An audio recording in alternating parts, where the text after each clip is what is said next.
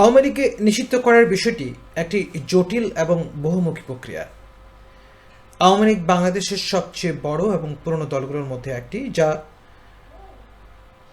নিষিদ্ধ করতে বেশ বেগ পেতে হবে বলে ধারণা করা যায়। আর এছাড়াও এটি মূলত আইনি কাঠামোর ভিত্তিতে পরিচালিত হওয়াটাই উচিত।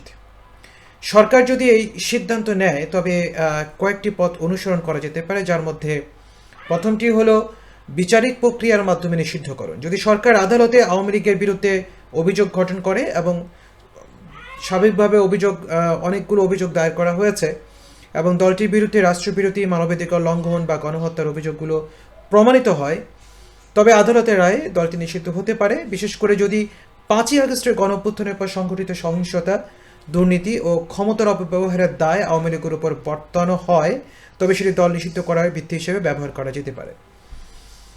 নির্বাচন কমিশনের মাধ্যমে নিষিদ্ধকরণ হতে পারে, যা সরকার চাইলে নির্বাচন কমিশনের মাধ্যমে আওয়ামী লীগের রাজনৈতিক দল হিসেবে নিবন্ধন বাতিল করতে পারে।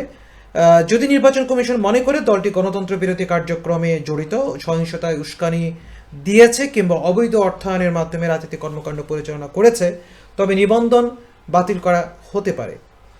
নির্বাহী আদেশের মাধ্যমে নিষিদ্ধকরণ হতে পারে, যা সরকার চাইলে বিশেষ আইনের মাধ্যমে নির্বাহী আদেশ জারি করে দলটিকে নিষিদ্ধ ঘোষণা করতে পারে।